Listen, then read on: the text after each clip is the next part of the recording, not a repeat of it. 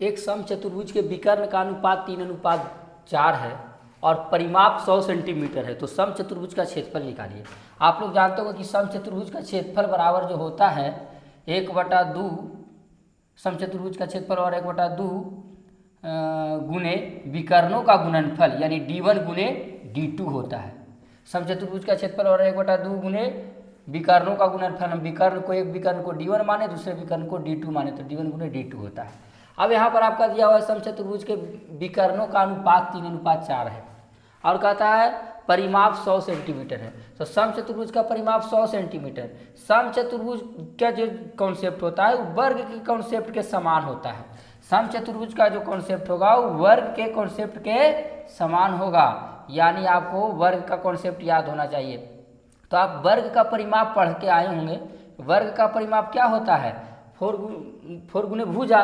तो इसी तरह से इसकी सभी भुजा बराबर होता है। जिस तरह से वर्ग का सभी भुजा बराबर होता है उसी तरह से समचतुर्भुज की सभी भुजाएं बराबर होती है। और परिमाप का मतलब होता है चारों भुजाओं का योग। तो यानी हमारा परिमाप हो जाएगा 4 गुने भुजा, यानी समचतुर्भुज का परिमाप बराबर 4a।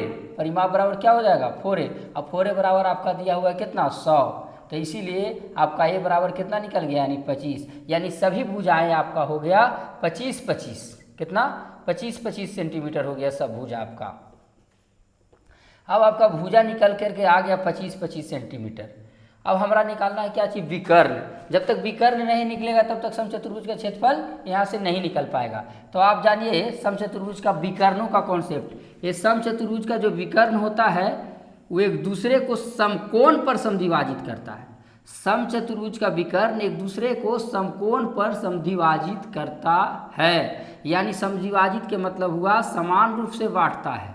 समझ रहे हैं ना? समान रूप से बांटता है। अब देखिए समान रूप से क्या मतलब, यहाँ पर टोटल विकर्ण आपका दिया हुआ था 3, यहाँ से यहाँ का लंबाई है 3 पूरा लंबाई, और यहाँ से यहाँ का पूरा लंबाई आपका कितना है? 4। तो इसको जब बांटेंगे हम 3-4 में है तो इसको पहले नंबर रेशियो में दिया होगा आपका, तो ये हो जाएगा कितना? पूरा इसको यहाँ से यहाँ का दूरी हो जाएगा 3/2 और यहाँ से यहाँ का दूरी कितना हो जाएगा? 4/2।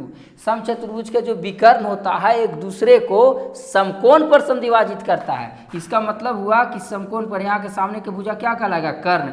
यानी 25 का स्क्वायर बराबर ये दोनों लंब का स्क्वायर प्लस आधार का स्क्वायर, यानी 3/2 का होल स्क्वायर प्लस 4/2 का होल स्क्वायर के बराबर हो जाएगा।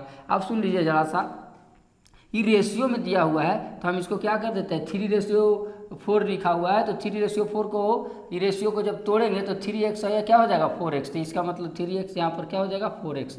यहाँ पर भी आपको रख देंगे 3x/2 और 4x/2। अब इसको कैलकुलेशन करेंगे तो 25 का स्क्वायर हो गया जाके आपका 625 और 3 का स्क्वायर यानी 9x² / 4 प्लस 4 का स्क्वायर 16x² / 4। अब 16 और 9 जोड़िएगा तो कितना हो जाएगा आपका? अब इधर देखिए थोड़ा सा, 625 बराबर 16 9 25x², 25x² / 4, 25 से 25 कट गया यानी 25 का स्क्वायर 625, यहाँ 25 हो गया। अब 25 का कितना हो जाएगा आपका? 100 बराबर क्या हो गया? x²। यानी x बराबर आपका कितना निकल गया? 10। यानी जो आया है आपका x का वैल्यू 10 आया।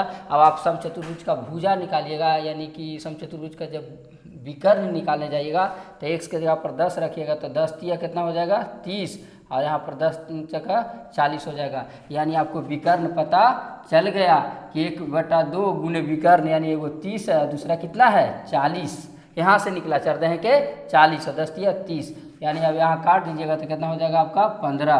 15 गुने 40 करिएगा तो समचतुर्भुज के क्षेत्रफल 15 गुने 40 बराबर 600। और जब सभी दिया हुआ आपका सेंटीमीटर स्क्वायर में, सेंटीमीटर में, तो यहाँ जो हो जाएगा 600 सेंटीमीटर स्क्वायर आंसर।